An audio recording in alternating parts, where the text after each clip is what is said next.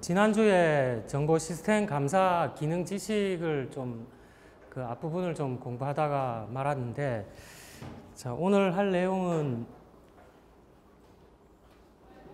정보 시스템 감사의 일반적인 얘기를 좀 했었고, 자, 오늘 할 얘기는 관리에 대한 얘기입니다. 자, 관리는 그 다른 말로 하면 경영이죠.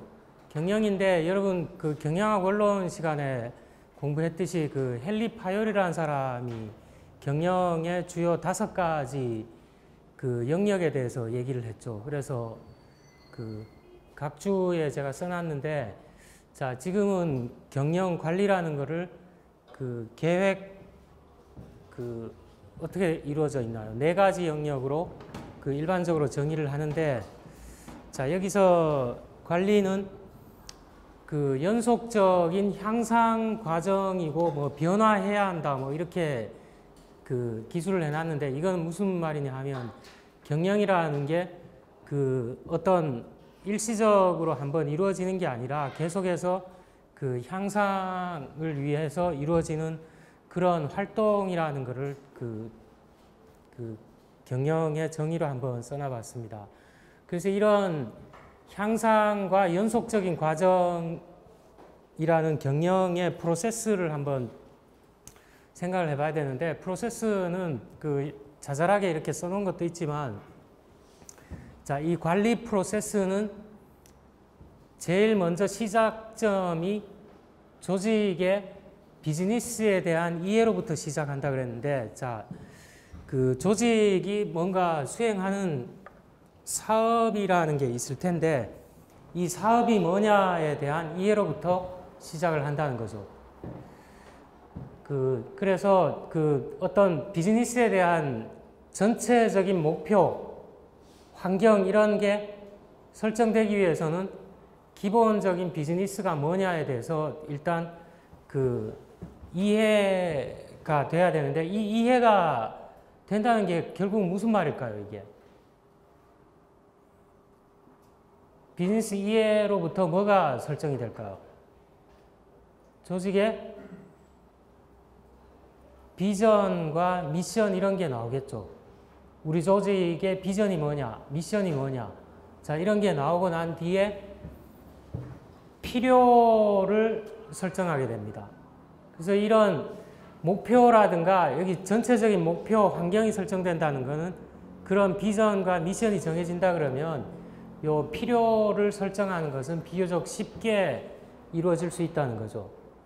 자, 그렇게 여기까지 설정이 되면 세 번째로 성과를 효과적으로 달성하기 위해서 핵심 활동들이 뭐냐는 것을 확인해야 된다는 거죠. 그래서 여기 핵심 활동들을 확인하는 단계에서 이루어지는 게 핵심 성과 영역이 결정돼야 된다는 거죠. 그래서 이거를 KPA라고 해서 핵심 성과 영역, 자, 이런 게 이제 설정이 되는데, 자, 요 핵심 성과 영역이 설정됐다는 것은 다음에 뭐가 있어야 될까요? 핵심 성과 영역을 달성하기 위한 세부적인 목표들이 있어야 되겠죠. 자, 그 세부적인 목표와 관련해서 핵심 성과 지표라는 KPI가 설정됩니다. 자, 이게 설정되는 이유는 핵심 성과 영역을 얼마나 달성했느냐를 측정하기 위해서 이런 게 필요하죠. 자, 이 성과 영역을 얼마나 효과적, 효율적으로 달성하느냐와 관련해서 그 KPI를 통해서 측정이 이루어진다는 겁니다. 자, 이렇게 되고 나면, 근데 이렇게 활동을 하다가 보면 여러 가지 위협들이 있습니다. 이런 목표라든가 뭐 핵심 성과 영역을 그 달성하는 데 있어서 그 여러 가지 위협 요소들이 있는데, 자, 이런 위협에 대해서 조직은 어떤 위험 평가를 해야 된다는 거죠. 자, 위험 평가는 범위가 굉장히 광범위하기 때문에 뒤에 이제 따로 좀 종합적으로 볼 텐데, 어느 정도 여기까지 이루어지고 나서 그 조직이 목표 달성을 위해서는 그 여러 가지 위협에 대해서 어떻게 할 거냐에 대해서 위험 평가를 해야 된다는 거죠. 자, 그 위험 평가가 있다는 거는 결국은 그걸 통해서 통제 전략이 나온다는 거죠. 목표를 달성하는데 위협이 되는 요소가 뭐고 중요성에 의해서 어떤 위험 요소들이 있느냐, 이런 그 통제 전략이 나오게 된다는 거죠. 그래서 이런 통제 전략은 관리진에 의해서 결정이 되는데, 자, 이런 통제 전략이 나왔다 그러면 그거는 그 형식상으로 이렇게 설정이 되어 있는 게 아니라 그거를 그 실제로 전략을 실행하고 실행이 되고 나면 그 제대로 되는가에 대해서 모니터링 과정을 거쳐야 된다는 거죠. 자, 이렇게 하면 결국은 관리 프로세스라는 게 비즈니스 이해로부터 그 목표를 설정하고 KPI 이런 걸 설정해서 수행을 하는데 그런 것과 관련해서 위험 요소가 어떤 게 있는지를 평가하다가 보면 그 통제 전략이 나오고 통제 전략을 실제로 실행을 했을 때 그 잘하고 못하는 게 이제 드러나겠죠. 그래서 잘 못한 부분이 있다 그러면 피드백 과정을 통해서 다시 그 첫 번째나 두 번째 단계로 그 환류를 시켜야 되겠죠. 자, 이런 프로세스로 그 경영 내지 관리가 이루어져 있습니다. 자, 여기까지 뭐 좀 경영 일반에 대해서 좀 그 얘기를 좀 해봤습니다. 자, 그러면 우리 그 관리 프로세스와 관련해서 좀 생각을 해보면 여기서 관리진이 뭔가 결정해야 되거나 책임져야 되거나 뭐 이런 내용들이 있었어요. 자, 그것과 관련해서 여기서 다시 기업 거버넌스 얘기가 나오는데, 자, 이거 우리 앞에서 좀 얘기를 했던 부분이에요. 근데 여기 관리 프로세스에도 연관이 되기 때문에 조금 언급이 되어 있는데, 자, 이거를 달리 정의해 보면 회사 방향과 성과를 결정하는데, 자, 여기까지는 기업의 어떤 목표 이런 거를 결정하는데 다양한 참여자들 사이에 관계로 정의된다고도 볼 수가 있어요. 자, 그래서 그 다양한 관계자들이 많은데, 자, 이런 정의 하에서 그러면 기업의 목표는 뭐냐?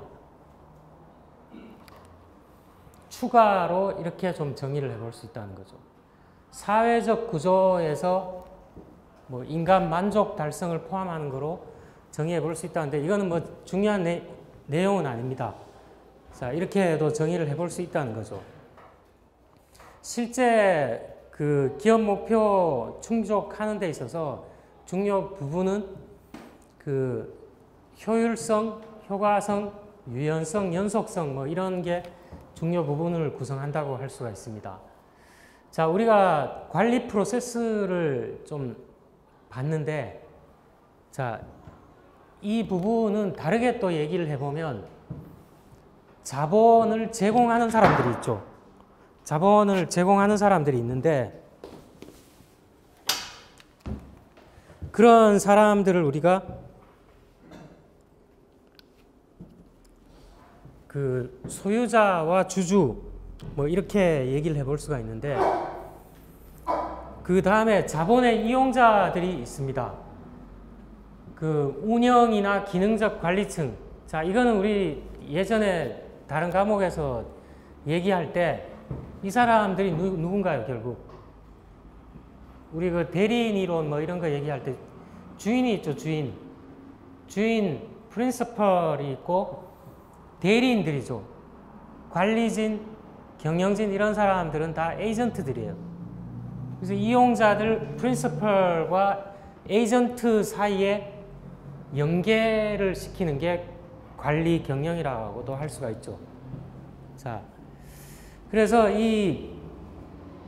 결국 이런 연계가 있는데, 재무적이고 운영적인 목표 검토 승인은 이거는 주로 이 사람들이 그 주인들이 관여를 하겠지만 주로 하는 사람들이 회사의 고위 경영진, 이걸 달리 표현하면 앞으로 그 중력이라고 표현을 할 텐데 회사의 중력들이 이런 것들을 한다는 거죠.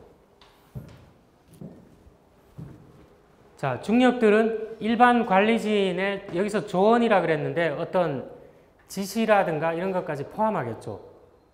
자, 그런 어떤 그 여러 가지 역할을 중력들이 하는데 이거는 그 고위 경영진의 책임과 뭐 기업 거버넌스인데 우리가 거버넌스 얘기할 때 이런 얘기를 많이 했기 때문에 그 기업의 목표 달성과 거버넌스의 최종 책임자가 누구라 그랬나요?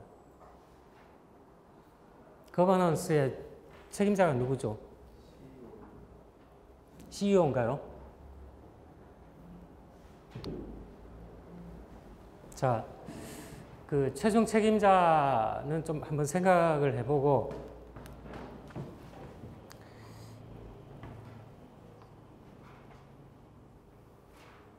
이게 하나 건너뛴 것 같은데 건너뛴 건가요? 뒤에 세 번째가 뭐였나요? 세 번째 목차가 뭐죠?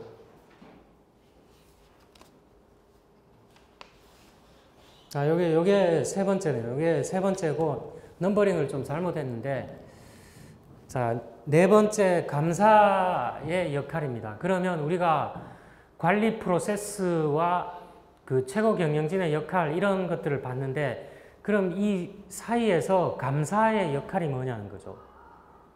감사의 역할과 관련해서, 자, 감사의 형태는 우리가 아직 구체적으로 보진 않았지만, 대략적으로 나눠보면, 내부 감사가 있습니다.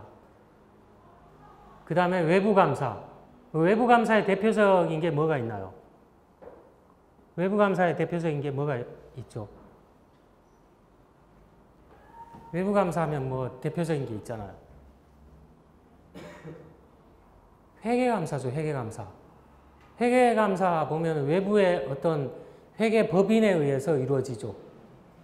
자, 이 대표적인 게 외부감사는 회계법인에 의한 재무 계정에 대한 어떤 공정성 이런 거 평가하는 거죠. 대표적인 게. 자, 내부감사는 내부 통제가 조직 안에 있는데 내부 통제 시스템이 있는데 그게 어떻게 충분하게 작동하냐, 효과적이냐 이런 걸 검토하는 거죠. 자, 내부 통제가 그냥 형식상에 설정되어 있으면 그건 뭐 설정이 안 돼 있는 거나 별 다를 바가 없죠. 그래서 이 내부 감사는 내부 통제가 충분하고 효과적으로 작동하느냐 뭐 이런 걸 보는 거죠. 자, 그리고 공공 부분 감사가 있습니다. 그 우리 정부 부문 뭐 이런 부문들에 대한 어떤 공공 부분 감사가 있고 그 다음에 IS 정보 시스템 감사가 있습니다. 자, 정보 시스템 감사는 여기 영역에 어떻게 보면 걸쳐 있다고 볼 수 있어요. 그 내부 감사에도 정보 시스템 감사가 관여하고 외부 감사에도 그 관여가 일정 부분 관련이 된다고 볼 수가 있습니다. 자, 이 감사 프로세스와 관련해서 우리가 그 뒤에 문을 좀 닫아주죠. 자, 감사 프로세스를 지금 계속 보고 있어요, 우리가. 지금 5장, 6장 뭐 이렇게 감사 프로세스 얘기를 계속 하고 있죠. 자, 그걸 다 보기 전에 뭐 전체적인 어떤 그림이 그려지는 건 아닌데 어쨌든 감사 프로세스에는 통제 전략 평가부터 단위 성과 보고 후속 조치 뭐 이런 내용들로 이루어져 있어요. 자, 그런데 전체적인 감사 성과에 대한 기준, 표준 이런 거는 어디까지를 우리가 감사 프로세스의 기준 내지 표준으로 봐야 되느냐. 대개는 정보시스템 감사 통제협회 이사카 기준이 있어요. 스탠더즈라고 표현을 하는데 이걸 기준, 표준 뭐 이렇게 번역을 하는데 대개의 경우는 기준으로 번역을 하는데 이 이사카 기준이 있습니다. 여기에서 설정된 수준까지를 의미해요. 여기에서 설정된 수준은 상당히 전문적인 수준이에요. 그래서 우리가 이런 의문을 가질 수가 있죠. 아니 왜 전체적인 감사 성과에 대한 표준이 여기에서 설정한 기준까지라고 표현이 되어 있느냐. 근데 여기서 설정한 수준이 상당히 전문적인 수준이라는 거죠. 그래서 감사통제협회에서 설정한 수준까지를 전체적인 감사 성과에 대한 표준으로 삼는다는 거예요. 그래서 거기서 설정한 것들을 충족하게 되면 감사 프로세스가 잘 이루어졌다고 우리가 결론을 내려볼 수가 있다는 거예요. 자, 여기서 좀 개념적 기반이라는 용어가 나왔는데,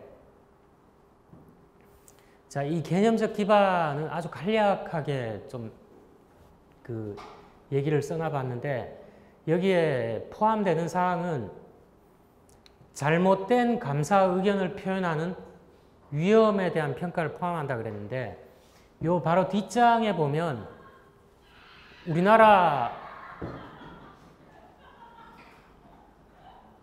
감사 기준을 보면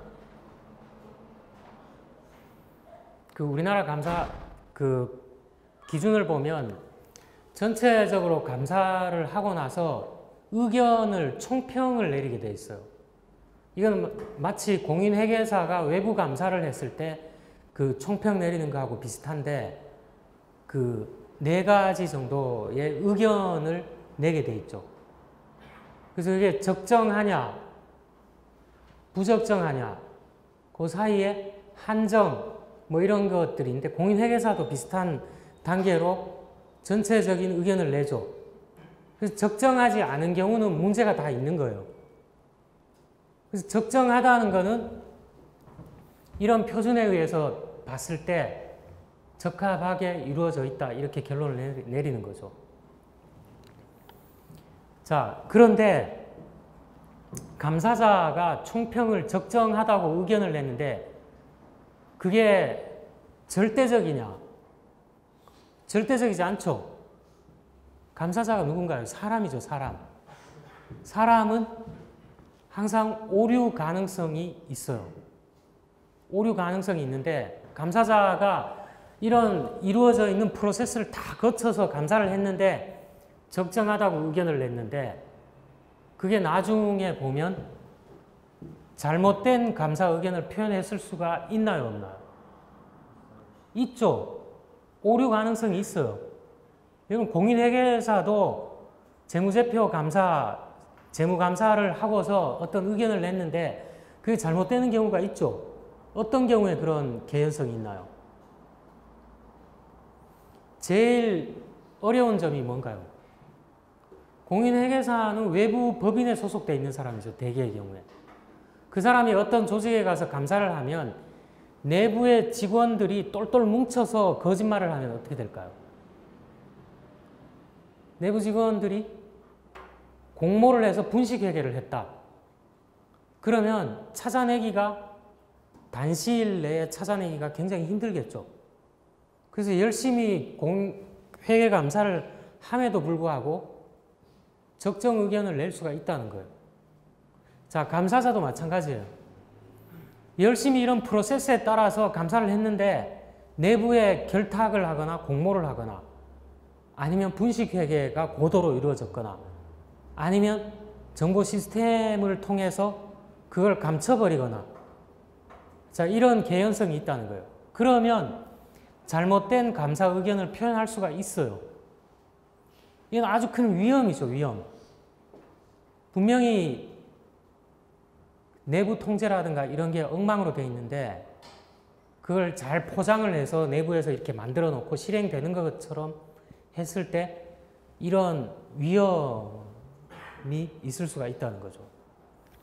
그래서 이런 개념적 기반 관련해서 이거는 여러분 너무 이렇게 상세하게 들여다보지 말고 그냥 이런 가능성이 있다.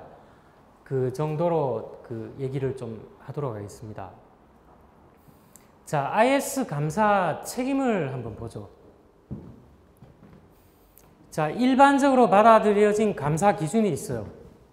자, 거기 각 주에 있는데 그 감사하는 사람들은, 자, 여기서는 정보 시스템 감사만을 얘기하는 게 아니에요. 정보 시스템 감사하는 사람 포함해서 감사자는 저런 어떤 룰을 지키게 되어 있습니다. 그래서 국내에서 이 GAAS로 받아들여지는 것과 관련해서 뭐 여러 가지 기준이 있어요. 회계감사 기준이라든가 회계감사 실시 준칙, 회계감사 보고 준칙, 재무제표 검토 준칙, 이런 것들은 주로 공인회계사들이 이거를 지키겠죠. 이런 기준에 의해서 회계감사 업무를 할 텐데, 자, 이런 기준과 적합하도록 위헌 기반 IS 감사 전략의 개발과 실행을 포함해야 되겠죠. 여기 이런 기준하고 전혀 동떨어진 것들을 하는 게 아니라 그런 것들도 참고를 해서 거기 부합하도록 그 IS 감사자들도 그 실행을 해야 되겠죠. 자, 그런데 정보 시스템 감사는 특정한 영역이 있어요. 회계 감사가 그 여러분이 앞에서 우리가 그림을 봤을 때 보면 이렇게 두 가지 영역으로 나눠서 회계 감사가 하는 영역이 있고 정보 시스템 감사가 하는 영역, 여기 공통 사항이 있어요. 공통 사항이 있는 반면에 서로 다른 영역들이 일부 있다는 거죠. 자, 특별한 영역들이 있어요. 정보 시스템 감사는. 그리고 감사를 하게 되면 주로 어떤 적발 이런 거를 통해서 누구를 처벌하거나 이런 거를 하려는 게 아니라 주요 관리자와 이해관계자들한테 감사 결과를 알려주고 소통하는 게 주 목적이에요. 누군가를 처벌하자고 하는 그 수사 이런 거하고 다르잖아요. 그래서 당신들 내부 통제가 이렇게 돼 있는데 취약한 사항이 뭐고 그대로 놔두면 위험에 어떤 식으로 노출이 될 거고 그런 것들을 알려주고 개선하도록 이렇게 권고하는 게 목적이에요. 주된 목적이에요. 그래서 정보 시스템 감사 전문주의는 주로 어떻게 달성이 되느냐. 이사과 전문가 윤리 강령이 있습니다. 그리고 여기서 설정한 이사카 기준이 있어요. 이게 상당히 전문적인 기준이기 때문에 이 두 가지를 통해서 이 두 가지가 준수가 된다 그러면 이 정보 시스템 감사가 전문적인 영역으로 이루어졌다는 게 이제 입증이 된다는 거죠. 자, 우리 여기서 제가 얘기하지 않았는데 보증하는 거하고 입증하는 거하고 좀 다르죠? 보증하고 입증하고. 자, 여기 영역에 보증과 입증 영역을 같이 그려져 있다고 보면 되는데 그걸 한번 여러분 좀 생각을 해뒀다가 나중에 좀 얘기를 해보죠. 여기 보면 준수에 의해 입증된다 그랬어요. 입증. 보증이라는 용어를 안 쓰고 입증이라는 용어를 쓴 이유가 있어요. 이게 회계감사는 주로 보증과 관련된 역할을 많이 합니다. 근데 정보 시스템 감사는 입증과 관련된 역할을 많이 하고 있어요. 입증. 자, 이걸 어떻게 구별하느냐는 나중에 한번 따로 좀 얘기를 하도록 하겠습니다. 자, 외부 감사자와 내부 정보 시스템 감사의 관계입니다. 외부 감사자는 조직과 이해관계자 모두에게 주로 책임을 집니다. 자, 이거 전형적인 예가 회계 CPA들, 회계 감사자들입니다. 자, 재무적 문제에 대한 보고에 책임을 가져요. 근데 정보 시스템 감사와 주로 관련된 영역이 내부 감사자인데, 자, 이런 사람들은 이런 법령을 성취하는데 주요 역할을 담당하긴 하지만, 정보 시스템 감사는 주로 내부 감사와 관련된 부분이 많아요.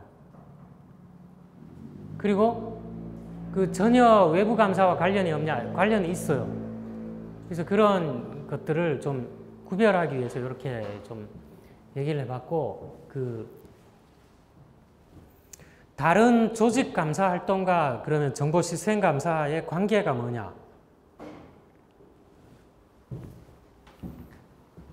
정보 시스템 감사 본질이 뭐냐를 이해하기 위해서 이 관계를 좀 살펴봐야 되는데, 자, 정보 시스템 감사자는 외부 컨설턴트 역할을 하거나 내부 역할을 한다고 되어 있는데, 이게 무슨 말일까요? 정보 시스템 감사는 회계 감사처럼 그런 외부 감사보다는 주로 내부 감사와 관련이 많은데, 외부의 어떤 컨설팅 기능도 한다는 거예요. 왜냐하면 그 정보 시스템 감사자는 아무래도 정보 시스템에 대해서 많은 스킬이라든가 기술을 가지고 있을 가능성이 많죠. 자, 그런 경우에 조직의 어떤 부서에서 새로운 정보 시스템을 도입한다거나 이럴 때 어떻게 할까요? 도입한다고 할 때 감사자 역할이 아니라 정보 시스템 분야에 대해서 잘 아는 전문가 입장에서 가서 도움을 줄 수가 있죠. 컨설팅 해줄 수가 있어요. 자, 그런 역할도 한다는 거예요. 여기 외부 컨설턴트 역할은 그런 역할이에요. 이 감사자 역할이 엄밀하게 보면 감사자 역할이 아니죠. 그리고 이런 역할을 너무 과다하게 하다 보면 어떤 데 훼손이 올 수 있나요? 외부 컨설팅 역할을 너무 많이 하다 보면 그 부서를 감사를 해야 될 때 감사인의 독립성 측면에서 이해관계가 있을 수가 있죠. 그래서 이런 거를 적정하게 수행을 할 수밖에 없는데 독립성 측면에서는 좀 훼손될 여지가 있다는 겁니다.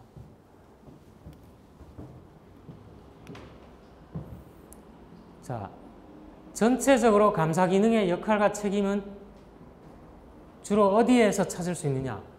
감사 기능의 역할이 뭐냐, 책임이 뭐냐, 이거는 자, 이 용어를 하나 기억해 두기 바랍니다. 전반적으로 감사 기능의 역할과 책임은 감사 헌장에서 찾을 수가 있어요. 조직에 보면 감사 헌장이라는 게 제정이 돼 있어요, 다. 그래서 감사인의 역할과 기능이 뭐냐, 이런 걸 보려면 이 감사 오디트 차터를 찾아보면 이 역할과 책임 같은 게 기술이 돼 있다는 거죠.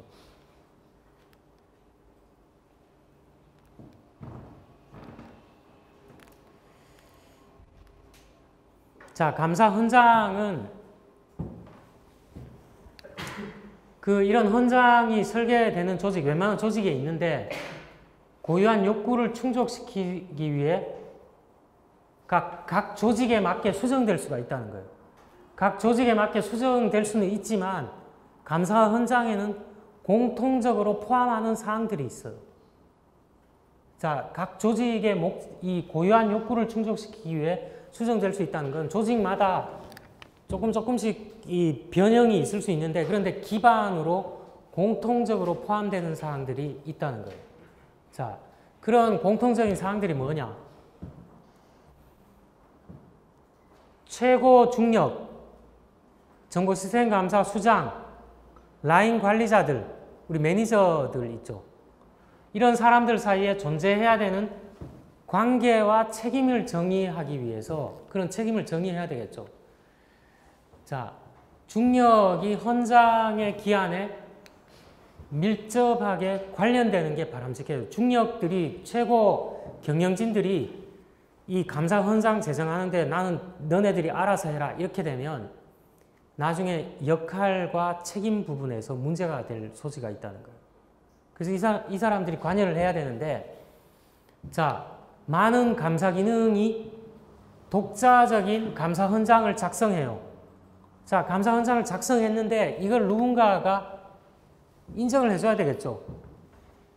최종 승인을 해줘야 될 거 아니에요.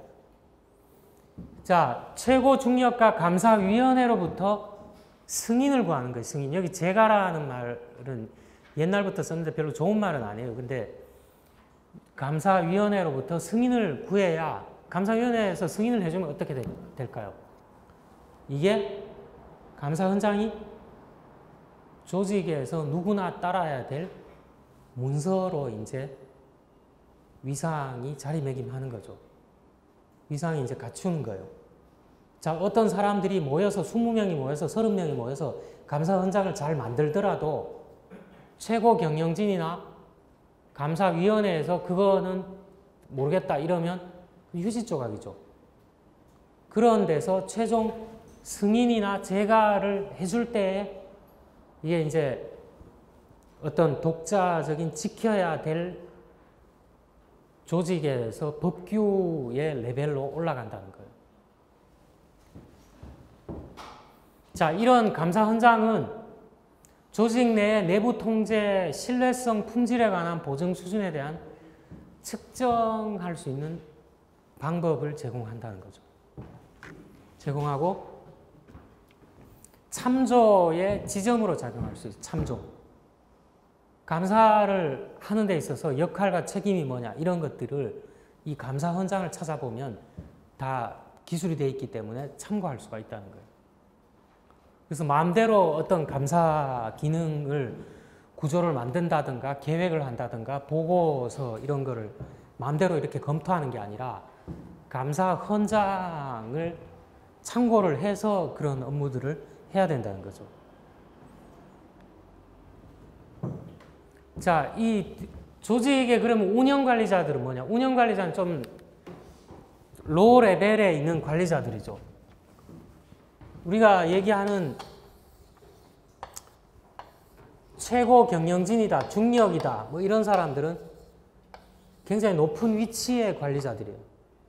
근데 여기 물론 미들 매니저들이 있지만 미들 매니저 일부를 포함해서 이 하위 관리자를 우리가 운영 관리자라고 얘기를 하죠. 오퍼레이션 매니저라고 하는데, 그럼 운영 관리자들은 뭘 하느냐? 내부 통제에 대한 시스템 각각을 검토할 때 감사 기능에 위임된 것으로 작용하는 권한의 수준을 헌장이 지정하고 있어요. 헌장이 뭐 어떤 건가요? 감사 기능에 위임된 것으로 작용하는 권한 수준을 헌장이 지정하고 있다는 거예요. 헌장을 살펴보면 어떤 것들은 이쪽 영역에 누군가가 담당을 해야 되고 어떤 영역들은 이쪽에서 해야 된다 이런 게 지정이 돼 있을 거 아니에요. 그래서 운영관리자는 그걸 참고해서 나한테 어떤 그런 게 지정이 돼 있다. 그럼 거기 맞춰서 자기가 그거를 감사를 수행할 때 해야 되겠죠. 자, 이런 어떤 그 헌장이 지정하고 있는 것을 참고해야 된다는 거예요. 그래서 이 사람들은 제약 사항이 뭐냐? 이런 뭐 제한 사항들이라든가 이런 게 어떻게 기술되어 있느냐? 이런 걸 알고 싶죠. 자, 의사결정자로서 자기 권리를 보유하게 돼요. 여기서 헌장에서 어떤 역할은 너한테 어떤 역할이 주어진다 이러면 그게 이제 자기 권한이 되는 거죠. 그걸 보고서. 그리고 어떤 것들은 내가 가지고 있는 권한이 아니라 최고 경영진이 가지고 있는 권한이구나. 이렇게 헌장을 가지고서 판단을 할 수가 있다는 거죠. 그래서 다시 한번 보면 전체적으로 감사 기능의 역할과 책임은 전형적으로 어디에서 찾을 수 있다고요? 감사 헌장에서 찾을 수 있다는 거예요. 자, 이제 감사 헌장이 대충 뭔지 알겠는데 그럼 그 안에 들어가 있는 게 뭐냐? 그 안에 들어가 있는 건 조직별로 약간 수정될 수는 있지만 공통적으로 대체로 이런 것들이 들어가 있다는 거예요. 자, 여기 헌장의 형태라든가 내용이라든가 문구라든가 이런 거는 감사 기능 자체에 의해서 선택이 돼요. 그러니까 이거는 감사와 관련된 거기 때문에 감사 조직에서 이런 거를 만든다는 거예요. 만들어서 승인은 최고 경영진과 감사위원회로부터 승인을 받겠죠. 근데 만드는 거는 자체적으로 감사 조직에서 이거를 구성을 한다는 거예요. 그래서 IS 감사 기준, 스탠더드가 전형적으로 감사 통제 협회의 기준을 참고한다 그랬는데, 그런데 영향을 받겠죠, 당연히. 전문적으로 만들어 놓은 거기 때문에. 다른 어떤 데서 만든 것보다 전문적으로 걔들이 만들어 놓은 거기 때문에 이게 여기에 영향을 받는다는 거예요. 자, 베스트 프랙티스 같은 게 있다 그러면 그걸 촉진해야 되겠죠. 감사와 관련해서. 자, 이 문서는 대개 그 양자에 의해 서명된다 그랬는데, 이거 승인 제가를 했다는 건 뭔가요? 서명을 해야 되겠죠. 내가 감사위원장 누구, 최고 경영진 누구 이렇게 서명을 해야 문서로서의 효력을 발휘할 수 있다는 거죠. 그래서 이런 양자에 서명되고 문서 자체는 전형적으로 다음과 같은 것을 포함하고 있어요. 조직 내 IS 감사의 공식적 정의와 주요 목표 이런 것들이 들어가 있죠. 자, 사람, 소유권, 자산, 기록물 다 이거 자산이죠. 접근 권한이 어떻게 되어 있느냐, 보고의 라인이 어떻게 이루어져 있느냐, 이런 것들을 포함하고 있다는 거예요. 그리고 그것과 관련해서 권한들이 어떻게 되어 있느냐. 자, 그리고 이런 것들을 작동하는 목표를 상세한 수준으로 서술하고 있는 참조 조항들이 있다는 거예요. 자, 이런 것들을 작동하도록 하게 하려면 권한이라든가 역할이라든가 기능이라든가 이런 거를 작동하도록 하려면 어떠한 것들을 해야 된다, 기술하는 내용들로 이루어져 있다는 거죠.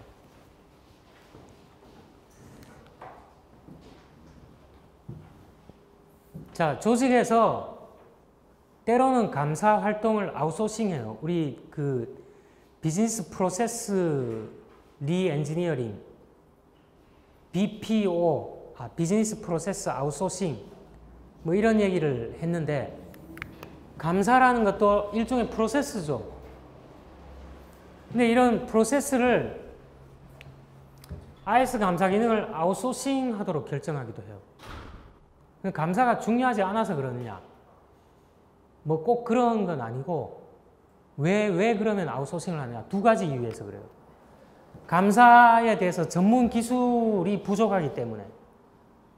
자, 조직이 아주 크다 그러면 뭐 감사할 만한 사람도 많겠지만, 정보 시스템이라는 걸 감사하려면 뭔가 좀 스킬이라든가 지식을 가지고 있어야 되는데, 그런 인력들이 부족할 때, 또는 자기들이 자체로 하는 것보다 외부에 주게 되면 비용 효율적이거나 아니면 비용 대비해서 효과적일 때, 이럴 때는 굳이 우리 조직에서 IS 감사를 할 필요성은 없다는 거예요. 그래서 이 두 가지 이유에 의해서 감사도 아웃소싱을 때로는 한다는 거죠. 자, 이 아웃소싱과 관련된 앞에 있는 내용이 그대로 적용되는 거예요, 여기도. 자, 아웃소싱 맡겼다. 그러면 이거 품질을 통제를 해야 될 거 아니에요. 그냥 외부에 맡겼으니까 돈 적게 드니까 그만. 걔네들이 뭐 보고서 갖고 오는 거 읽어보고 우리 개선하고 그러면 땡 이렇게 하는 게 아니라 전문적인 수준으로 유지되고 있는가를 경영진은 확인을 해야 돼요. 자, 국제적으로 받아들여진 기준 뭔가요? 대표적으로 정보 시스템 통제 감사 협회 기준 있죠. 스탠더드 있죠. 자, 그것과 준거하는 어떤 내부적이었던 것과 동일하다. 우리 내부에서 감사하는 것과 동일한 수준으로 동일한 어떤 국제 기준에 맞춰서 그 아웃소싱 업체가 감사를 하는가, 이런 거를 확인해 봐야 된다는 거죠. 그리고 그런 기준과 준거성을 보장하는 그거는 감사위원회 역할의 부분이라는 거예요.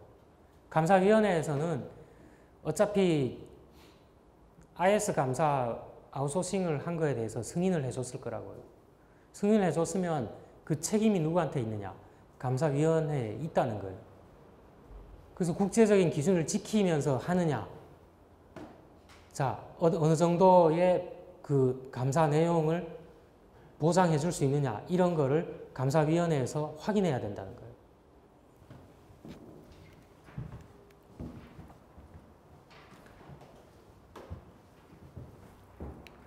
자, 내부나 제3자에 의해서 제공되는데 정보 시스템 감사가 자, 그래서 충분한 보안과 통제가 존재하느냐 이게 이제 키워드가 되는데 자, 여기서 충분하단 말이 있는데 충분성을 결정하는데 이용될 수 있는 몇 가지 평가 방법이 있어요.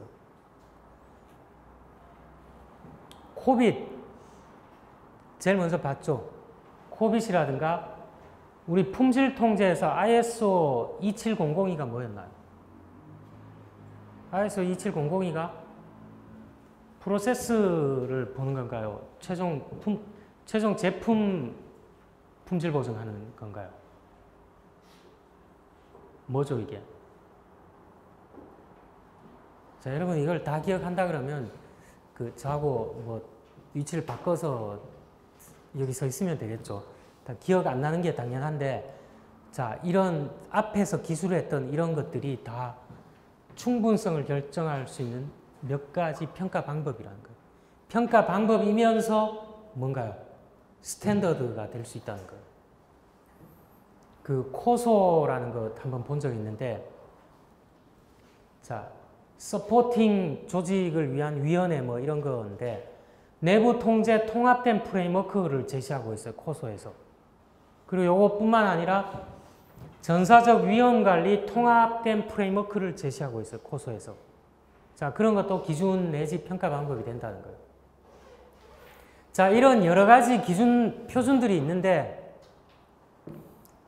이걸 이용하는 이런 것들의 평가를 포함하는데 자, 여러분 이게 어려운 용어니까 각 주에 보면 좀 참고를 할 수가 있습니다.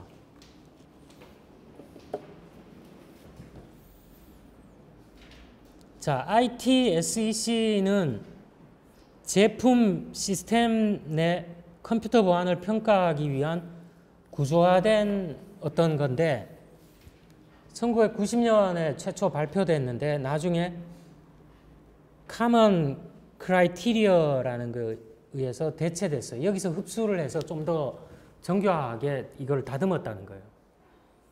그 다음에 TCSEC는 컴퓨터 시스템 내에 내장된 컴퓨터 보안 통제의 효과성을 평가하기 위한 기본적인 요구사항을 정하고 있는 건데 이거는 미국 국방성 표준으로 이게 색깔별로 이렇게 발간을 했다고 해서 한 7가지 색깔이 있다고 해서 이거를 별칭이 TCSEC는 별칭이 오렌지북이라는 거예요. 오렌지북이라고 불려지는 건데 자, 1983년에 처음 발표됐는데 2005년에 그 최초로 발표된 마찬가지로 Common Criteria 국제 표준에 의해서 대체됐다는 거예요. 그러니까 국제 표준이 미국 국방성에서 만든 거 오렌지북도 흡수하고 또 그 앞에 ITSEC도 좀 흡수해서 정교하게 좀 만들었다는 거예요. 그래서 Common Criteria가 이 두 가지를 통합해서 그 어떤 기준을 제시하고 있다고 이해를 하면 되겠습니다. 그 다음에 ISO 9000은 프로세스에 대한 보증을 잘하면 결과물의 품질도 좋아질 거라는 걸 발상으로 해서 뭐 우리 얘기했던 부분이죠. 혹시 이제 6장 정보 시스템 감사 기능 지식을 좀 다뤄봤는데 여기까지 혹시 좀 궁금한 사항 있나요? 내용이 좀 딱딱하고 뭐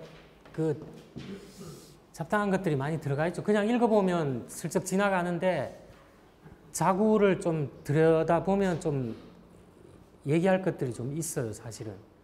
근데 아직까지 좀 앞부분이기 때문에 여러분 여기서 100% 이해를 하기보다는 좀 다른 것들을 다루다가 보면 이게 전체적으로 좀 이해가 될 거라고 생각합니다.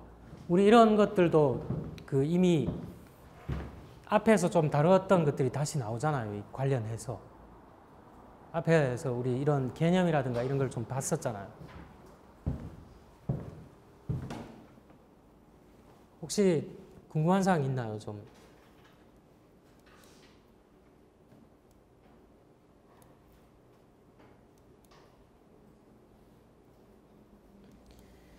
자, 그러면 정보 시스템 감사 프로세스의 다음 챕터가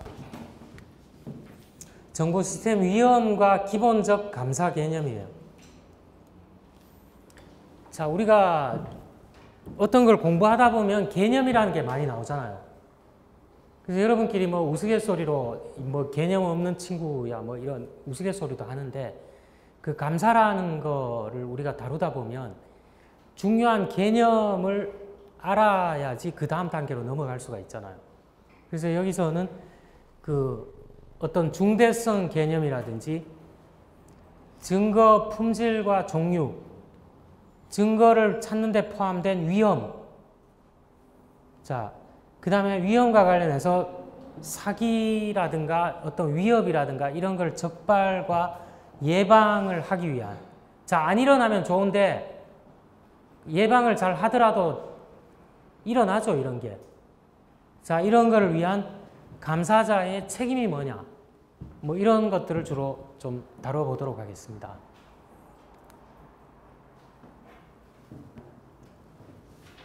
자, 오늘은 좀 앞부분을 좀 다룰 텐데, 자, 컴퓨터 위험과 노출인데, 자, 저한테 이거 통제 질문한 사람이 있었는데, 차차 이제 통제가 뭔지 구체적으로 좀 나오게 되는데, 자, 통제라는 거는 조직의 목표 성취에서 함께 합쳐지고 사람들을 지원하는 어떤 조직의 모든 요소들을 포함한다고 정의를 해볼 수가 있어요. 자, 우리 9장의 내부 통제 개념할 때 이걸 좀 통제에 대해서 좀 더 상세하게 다룰 텐데, 여기서는 이렇게 한번 정의를 해봤어요. 그러면 통제가 유효하다와 유효하지 않다, 통제 시스템이 유효하게 작동한다, 유효하게 작동하지 않는다, 이걸 어떻게 구분할 수 있느냐? 이거는 조직이 목표를 신뢰성 있게 달성할 거라는 합리적인 보증을 제공하는 정도가 높다고 하면 유효하다고, 통제가 유효하다고 얘기를 할 수가 있다는 거죠. 자, 위험은 여러분이 알고 있어요. 위험과 불확실성과 뭐 이런 얘기들을 해봤죠, 여러분. 위험이 뭔가요, 위험? 자, 여기서는 이렇게 정의를 해봤는데,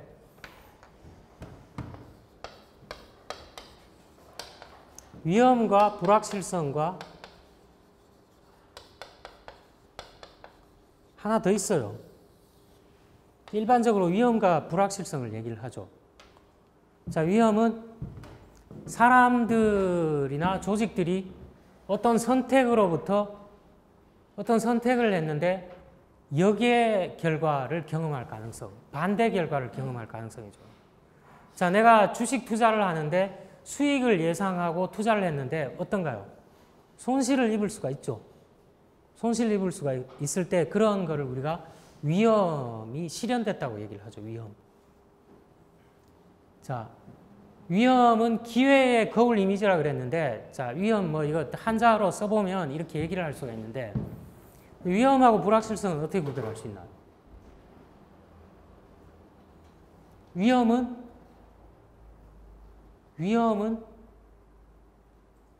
확률적으로 설명할 수 있나요, 없나요? 이 둘 중에서 확률적으로 설명할 수 있는 건 뭘까요? 자, 주식 투자했는데 주식 투자는 뭔가요? 여러분이 어떤 주식이 위험하다, 위험하지 않다, 이 말은 뭔가요? 주식 투자를 했는데 위험하다, 위험하지 않다, 위험하지 않다 이렇게 얘기하는 근거는 뭔가요? 어떤 종목을 주식을 사려고 하는데 그 위험하다, 위험하지 않다 이건 뭘까요? 어느 정도 확률 분포가 알려져 있다는 거죠. 확률 분포가. 그래서 위험하지 않은 거는 뭐 변동성이 별로 없어요, 이게. 위험의 변동성이 이 정도밖에 없는 경우에 상대적으로 좀 안전하다고 얘기를 할 수가 있고, 이 어떤 종목은 투자하는 사람에 따라서 뭐 분포가 이렇게 돼 있는. 자, 이걸 0이라고 했을 때 이거는 어떤가요? 손해를 봐도 요 정도 보고 이익을 봐도 요 정도 보는데 지금 이거는 뭔가요?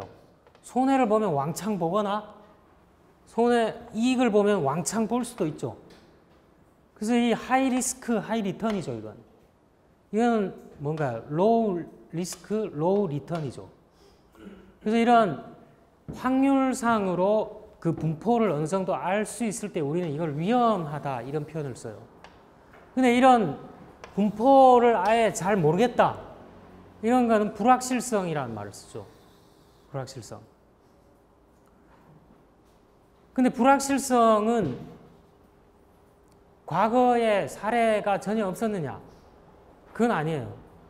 과거에 어떤 사례가 있거나 이런 일부 사례가 있는데 과거에 아무 근거로 들만한 사례도 없고 이런 아주 극단적인 위험과 불확실성이 내재되어 있는 한 번도 일어나지 않은 이런 것들을 뭐라고 그러나요? 자, 제가 다른 수업 시간에도 좀 얘기를 한 것 같은데 뭐라 그러죠? 이 뭐라 그러나? 이 영화로도 나왔는데 블랙스완이라는 얘기 들어봤나요? 블랙스완. 이 블랙스완이라 그러잖아요. 자, 블랙스완에 해당하는 대표적인 게 뭐가 있을까요?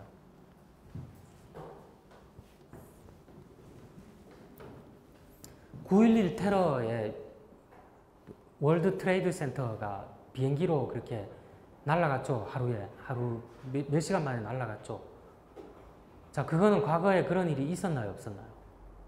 아주 극히 드문 블랙스완에 가까운 거죠.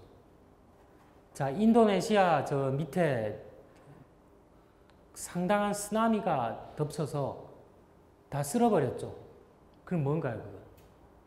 블랙스완이죠, 블랙스완. 자, 그런데 우리가 정보 시스템 감사에서 다루는 거는 그 정도의 뭐 블랙스완이나 그런 걸 다루는 건 아니고 리스크와 관련된 거예요. 어느 정도 노력을 하면 예방이 될 수 있거나 아니면 그 위험을 좀 줄일 수 있는 거 이런 얘기를 다루는데 자, 모든 실체는 우리가 엔티티라는 말은 그 여러 가지를 함의하고 있어요. 조직일 수도 있고 사람일 수도 있고 다 뭉뚱그려서 엔티티란 말을 써요. 그래서 모든 실체는 위험과 직면해요. 그 규모가 어느 정도냐, 깊이가 어느 정도냐, 크기가 어느 정도냐, 구조가 반구조적이냐, 구조적이냐 이런 거에서 차이가 날 수는 있지만 위험과 직면한다는 거예요. 그래서 모든 비즈니스 결정은 위험 요소를 가지고 있어요. 자, 기업하는 사람들 위험 요소를 다 가지고 있죠. 결정을 어떻게 하느냐에 따라서 역의 결과를 맞이할 수가 있잖아요. 수익을 기대하고 투자를 했지만 손실을 입을 수도 있는 거고. 자, 위험 관리가 그래서 필요하다는 거예요. 사업, 상품, 모든 사업, 상품, 프로세스는 어느 정도 위험을 포함하기 때문에 이 위험을 리스크 매니지먼트를 어떻게 하느냐에 따라서 기업 목표를 달성하느냐 못하느냐가 달려있다는 거죠. 그래서 이 리스크 매니지먼트를 해야 되는데 자, 이거는 대개 이런 것들을 확인하는 걸로 이루어져 있습니다. 그래서 요 확인 뭐 이렇게 돼 있는데 요거는 좀 참고로 보고 또 이 그 내용들은 나옵니다, 뒤에. 자, 이런 리스크와 관련돼서 세 가지 위험 형태가 위험 기반 감사 접근법을 이용할 때 되게 고려가 돼야 돼요. 이게 되게 중요한 개념이 이제 나와요. 오늘은 이 중요한 개념 일단 3개 정도를 얘기하고 가름할 텐데 개념을 좀 알아둘 필요가 있어요. 고유 위험과 통제 위험과 감사 위험이라는 게 있습니다. 오늘 하는 것 중에서는 가장 중요한 내용일 것 같은데, 자, 좀 병렬적으로 써놔서 시각적으로 와닿지 않는데, 자, 어떤 위험을 줄이는 요소들을 고려하기 전에 발생하는 중대한 상실의 가능성이에요. 자, 이거는 위험을 줄이기 위한 방법들이 지금 설정되어 있나요, 없나요? 아무것도 없을 때. 아무것도 없을 때, 자, 감사 대상 영역의 통제가 전혀 없다고 가정할 때 중대한 오류가 존재할 확률이에요, 확률. 확률을 알 수 있다는 건가요? 알 수 없다는 건가요? 확률은 알 수 있기 때문에 위험이라는 용어를 썼죠. 감사 위험. 만약에 이 존재할 확률을 알 수 없다 그러면 고유 불확실성이라 썼을 텐데 고유 위험이라는 걸 썼어요. 자, 뭐라고요? 감사 대상 영역에 통제가 전혀 없다. 전혀 없을 때 중대한 오류가 존재할 확률이 어느 정도 되냐. 이거 그러면 고유 위험은 뭐로 나타낼 수 있나요? 수치로 나타낼 수 있나요, 없나요? 고유 위험은. 고유 위험이 아무런 통제 안 하고 그냥 내버려 뒀을 때 0.6이다. 자, 이거는 통상 기간이 이제 들어가는데 기간을 보통 1년을 잡습니다. 자, 어떤 영역에 아무런 통제 장치가 없어요. 예를 들어 그 은행에 그 뭐 극단적인 예를 들면 돼지 저금통이 하나 있는데 고객들한테 낙전을 여기다 그냥 이렇게 넣으라고 했어요. 넣으라고 했는데 아무런 통제 장치가 없어요. 여기 그냥 뭐 넣던가 말던가 뭐 어떻게 하거나 이게 잠가 놓지도 않고 그냥 완전히 오픈되어 있다는 거예요. 자, 이랬을 때 이거를 누가 슬며시 와서 그냥 한 통을 들고서 갈 위험이 있나요, 없나요? 아무런 통제 장치가 없을 때 상당히 높죠. 상당히 높잖아요. 통제 장치가 없을 때. 그럴 때 이게 발생할 가능성이 0.6이라는 건 뭔가요? 1년 정도 있으면 0.6번 정도 발생한다는 거죠. 60% 확률이 있다는 거잖아요. 60%. 자, 그런 거를 고유 위험이라고 얘기를 합니다. 자, 그럼 이게 확률이 나오려면 평가를 해봐야 될 거 아니에요. 자, 어떤 은행에서는 이거를 가져갈 확률이 0.6이 나올 수도 있고 어떤 은행에서는 0.5가 나올 수도 있고 평가하면 나올 수가 있는데 감사자는 무슨 요소가 어떤 위험이 존재한다고 가르쳐 주는 거, 여기에 지금 어떤 위험이 존재한다고 얘기하는 것뿐만 아니라 위험의 형태와 본질이 뭐냐에 대해서 알아야 된다는 거죠. 그래야만 이걸 정확하게 알 수가 있다는 거예요. 이 확률을 알 수가 있다는 거죠. 자, 두 번째는 뭐냐? 살짝 돌려보면 이 지금 통제가 하나도 없다고 가정했을 때 리스크죠. 두 번째는 뭐냐? 고유 위험을 제한하거나 관리하도록 설정된 통제 프로세스들이 유효하지 않을 가능성을 측정한다 그랬는데 여기는 그러면 통제가 있다는 얘기인가요? 없다는 얘기인가요? 통제가 있을 때 통제가 있음에도 불구하고 설정된 통제 프로세스가 유효하지 않을 가능성이에요. 내가 어떤 통제 프로세스를 여기에다가 만약에 카메라를 하나 달아놨다. 이 앞에다가 카메라를 하나 이렇게 달아놨을 때 이게 고유 위험이 좀 줄어들겠죠. 뭔가 통제가 있으니까. 근데 이렇게 달아놓더라도 리스크를 완전히 해소시키지는 못할 거 아니에요. 100% 해소시키지는 못할 거 아니에요. 대개의 경우에. 자, 감사 대상 조직 통제가 감사 대상 영역에 발생된 오류나 부정을 적시에 발견해서 수정하지 못할 가능성을 의미하기도 해요. 이거. 통제가 있어요. 여기는. 통제가 있는데 유효하게 그거를 발견하거나 수정하지 못할 가능성. 이거를 통제 위험이라고 합니다. 그래서 내부 감사가 이런 통제를 타당하게 평가하는 것을 보장하기 위해서 감사자는 뭘 해야 되느냐? 어떤 통제가 유효한지를 측정하는 방법을 알아야 된다는 거예요. 자, 여기 조금 처음 보면은 되게 생소하거나 무슨 말장난한 것 같이 보이는데 좀 극단적인 예를 하나 가지고서 이렇게 생각을 해보면 됩니다. 자, 통제 유효성은 과업의 품질과 통제 감독에 의해서 상당히 영향받게 되겠죠.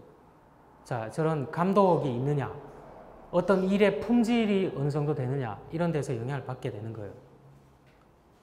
자, 일반적으로 감사자는 더 강력한 통제들이 위험의 양을 줄인다고 가정하죠. 이 카메라뿐만 아니라 이 사람을 하나 앉혀놓자, 여기다가. 사람을 하나 이렇게 앉혀놓으면 이거 도난 당하거나 이런 가능성을 더 줄일 수 있겠죠. 일반적으로 상식적으로 얘기해 보면 그렇잖아요.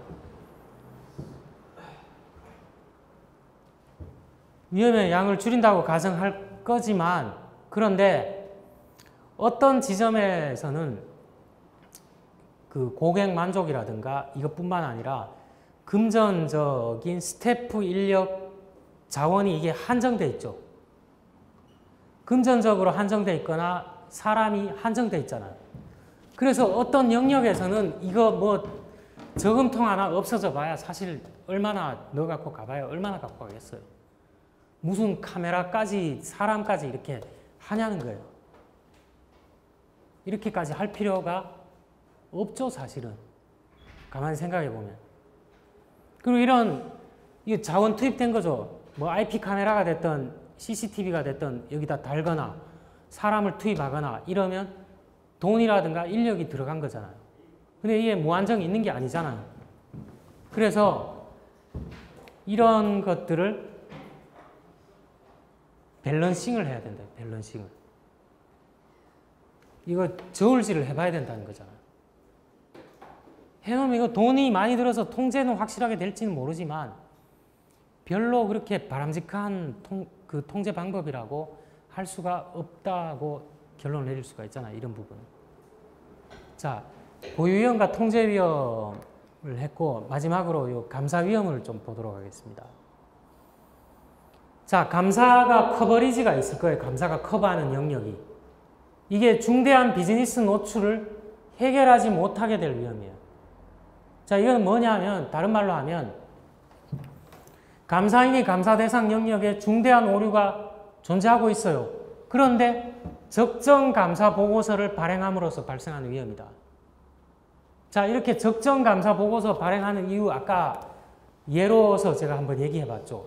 어떤 경우인가요? 감사인이 사람이에요, 사람. 사람이기 때문에 자기가 온갖 방법을 동원해서 하더라도 내부에 공모를 하거나 정보 시스템을 통해서 감사인이 접근 못하도록 교묘하게 데이터를 숨기거나 몇 명이 담합해서 하게 되면 발견하기가 굉장히 힘든다는 거예요. 그렇게 발견하지 못할 가능성이 감사 위험이에요.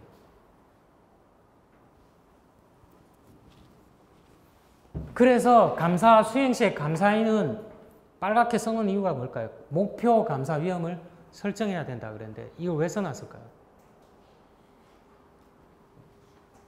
이거 왜 써놨을까요? 이거를.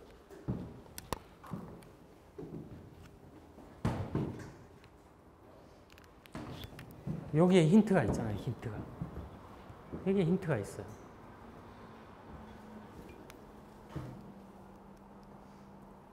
자, 좀 극단적으로 얘기하면 한 명 도둑을 10명의 관찰자들이 잡을 수 있나요? 없나요? 극단적인 경우에. 잡기가 되게 힘들죠. 감사인이 아무리 눈에 불을 켜고서 좋은 도구들을 이용해서 적발을 하려고 하더라도 발견을 못하고 오류가 분명히 존재함에도 내부 공모라든가 결탁이라든가 이런 것 때문에 적정 감사 보고서를 내게 되면 이게 뭔가요? 결과론적으로는 감사를 제대로 못한 거죠. 못하게 될 위험을 감사위험이라고 하는 거예요. 자기가 주의 선관 의무, 선량한 관리자로서의 의무뿐만 아니라 자기 재산을 관리하는 책임 정도, 이 법률 용어예요. 그런 정도의 굉장히 주의 깊게 봤음에도 불구하고 이런 오류가 날 리스크를 감사위험이라고 얘기한다는 거예요. 자, 형식상의 감사 프로그램은 감사위험을 줄이기 위해 개발되죠. 당연한 얘기죠. 자, 주요 통제가 위험을 해결하기 위해 존재해야 되죠. 관련 가이드 제공하고 수행되는 추천된 테스트 방법들을 제공해야 돼요. 자, 이 뒤에 보는데 테스트 방법에는 크게 나눠서 준거성 테스트와 실질 테스트가 있어요. substantial 테스트가 있어요. 준거성 테스트와 substantial 실질적인 테스트 두 가지가 있는데 그건 나중에 보기로 하고, 자, 우리나라 정보 시스템 감리 기준에서 어떻게 정하느냐. 감사를 수행한 뒤에 검토 의견으로 총평을 하게 돼 있어요. 총평을 적정하냐, 보통이냐, 미흡이냐, 부적정이냐 하나를 제시하게 돼 있는데, 요 각각의 뭐 현저하게 미흡하거나 뭐 완전히 프로세스가 내부 통제가 아예 없다. 그럼 부적정인데, 이거 회계 감사하고 나면 4단계로 의견 표현하는 거하고 비슷한데, 자, 감사자가 감사를 해서 적정이라고 보고서를 썼는데 실제로는 중대한 오류가 있을 수도 있고 여러 가지 가능성이 있죠. 리스크가 있습니다.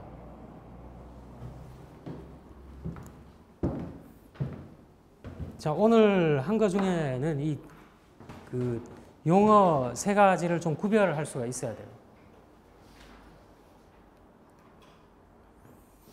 자, 여기까지.